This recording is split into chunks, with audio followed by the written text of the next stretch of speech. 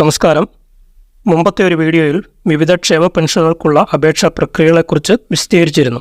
എന്നാൽ ഇന്നത്തെ വീഡിയോയിൽ അത് ഡിജിറ്റലായി അഥവാ ഓൺലൈനായിട്ട് എങ്ങനെ അപേക്ഷിക്കാം എന്നാണ് കാണിക്കുന്നത്. ഒരുപക്ഷെ അക്ഷയയിലോ ഓൺലൈൻ കേന്ദ്രങ്ങളിലോ പോയി വളരെ വേഗം ഇത് ചെയ്യാൻ കഴിയുമെന്ന് ചിന്തിച്ചേക്കാം.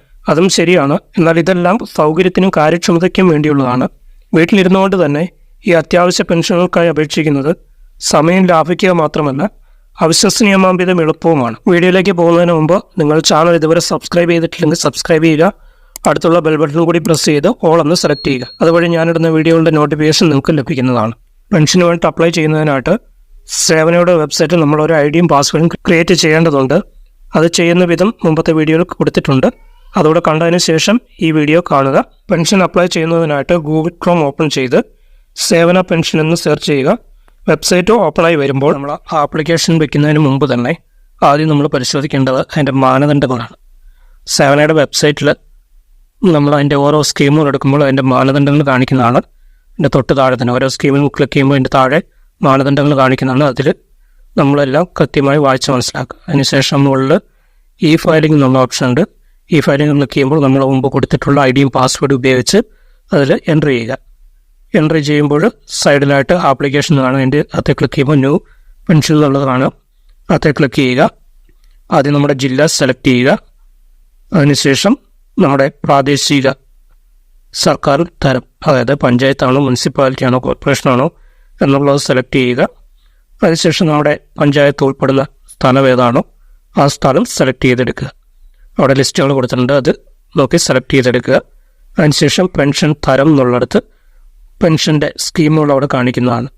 കർഷക തൊഴിലാളി പെൻഷന്, വാർദ്ധക്യകാല പെൻഷന്, ഇന്ദിരാവാസ് ഡിസേബിലിറ്റി പെൻഷൻ, അത് 85% മുകളിലോട്ടും അതിൻ്റെ താഴോട്ടും ഉള്ളതൊക്കെ കാണിക്കുന്നുണ്ട്. പ്രത്യേകമായിട്ട് അപേക്ഷിക്കാവുന്നതാണ്. പിന്നെ 50 വയസ്സ് കഴിഞ്ഞ അവിവാഹിതരായിട്ടുള്ളവർക്കുള്ള പെൻഷന്, പിന്നെ ദേശീയ വിധവാ പെൻഷന്, അങ്ങനെ പെൻഷൻ കാണിച്ചിട്ടുണ്ട്. അത് നമ്മൾ അപേക്ഷിക്കുന്ന പെൻഷൻ ഏതാണോ അത് സെലക്ട് ചെയ്യുക.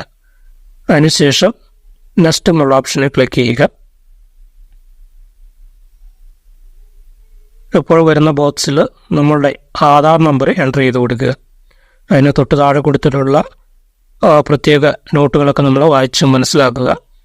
നിലവിൽ പെൻഷൻ ഗുണഭോക്താക്കളാണോ എന്നുള്ള പരിശോധനയ്ക്കാണത്. നമ്മുടെ ആധാർ നമ്പർ എൻ്റർ ചെയ്ത് കൊടുക്കുമ്പോൾ തന്നെ അവിടെ നമുക്ക് കാണിക്കുന്നതാണ്. ആധാർ നമ്പർ എൻ്റർ ചെയ്തതിന് ശേഷം സ്റ്റേജ് 2 എന്നുള്ളത് ക്ലിക്ക് ചെയ്യുക. ഇപ്പോൾ തൊട്ട് താഴെ നമ്മളുടെ പേര് കാണിക്കുന്നതാണ്.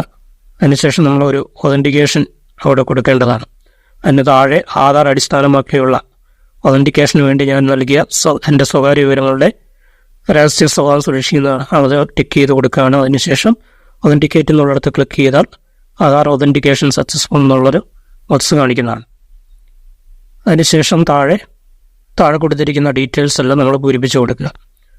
സർവീസ് പെൻഷൻ കൈപ്പറ്റുന്നയാളാണോ എന്നുള്ളതൊക്കെ ആണോ അല്ലയോ എന്നുള്ളത് നമ്മൾ സെലക്ട് ചെയ്ത് കൊടുക്കുക. മുകളിലുള്ളത് വായിച്ച് നോക്കുക. സത്യപ്രസ്താവന വിവരങ്ങൾ കൃത്യമായി രേഖപ്പെടുത്തുക. പിന്നീട് തിരുത്താൻ സാധിക്കുന്നതല്ല. അങ്ങനെ ഓരോന്നോരോന്നായിട്ടത് ഫില്ല് ചെയ്ത് കൊടുക്കുക. എല്ലാത്തിനും അല്ല എന്നുള്ളത് സെലക്ട് ചെയ്യുക. നമുക്ക് അതിൻ്റെ ഉണ്ടെന്നൊക്കെ ഉള്ളതാണെങ്കിൽ അതിൻ്റെ മാനദണ്ഡങ്ങൾ നമ്മൾ ലംഘിക്കുന്നതാണ്. പൊതുമേഖലാ സ്ഥാപനങ്ങളിൽ നിന്ന് സ്കീം പ്രകാരം പെൻഷൻ ലഭിക്കുന്നയാളാണോ, 2000 ചതുരശ്ര അടി കൂടുതൽ വലിപ്പമുള്ള വീടുകളിൽ താമസിക്കുന്ന ആളാണോ, ഇതൊക്കെ നമ്മൾ അല്ല എന്നുള്ളത് കൊടുക്കുക.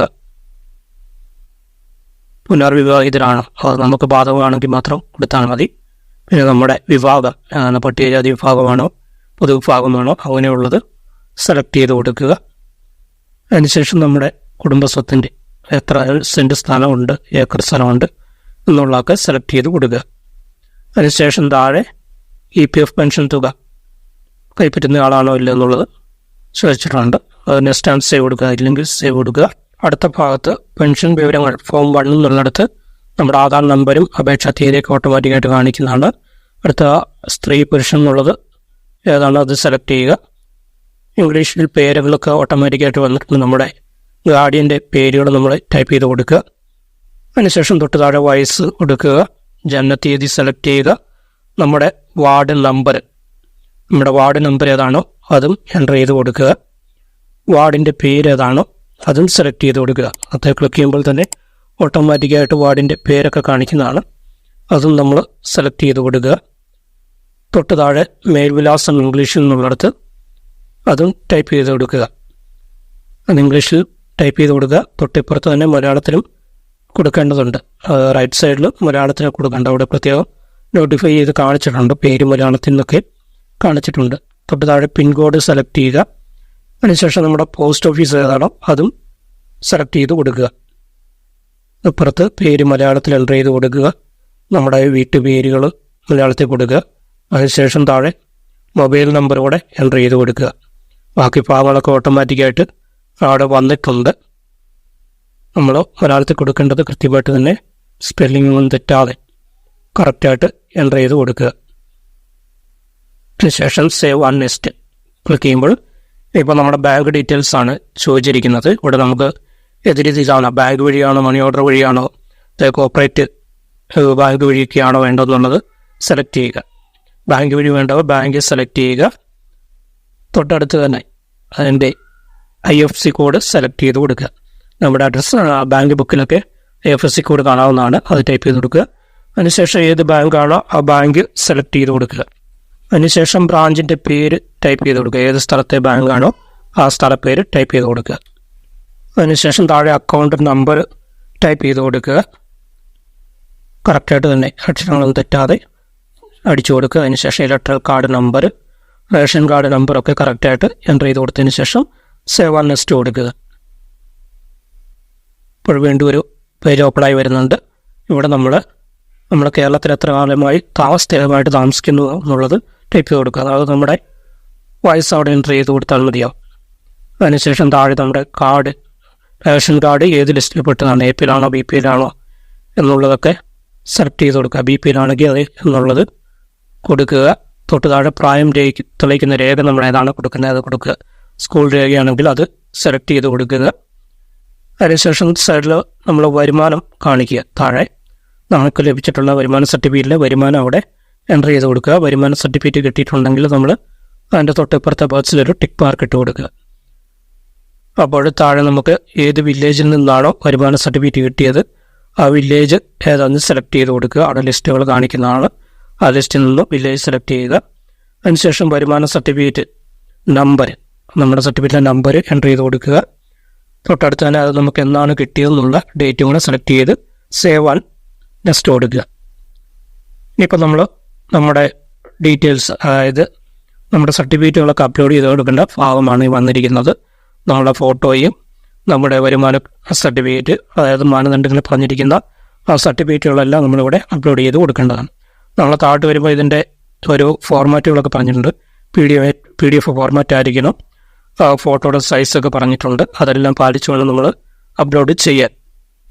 ഇപ്പോൾ ഫോട്ടോ അപ്ലോഡ് ചെയ്യുന്നതിന് വേണ്ടി മുകളിൽ നമ്മൾ സെലക്ട് ചെയ്യുക. ചൂസ് ഫയൽ എന്നുള്ളിടത്ത് ക്ലിക്ക് ചെയ്താൽ നമ്മുടെ ഫോട്ടോ ഏത് ഫയലാണ് നടക്കുന്നത് ആ ഫയലിൽ നിന്ന് നമ്മുടെ ഫോട്ടോ സെലക്ട് ചെയ്ത് കൊടുക്കുക.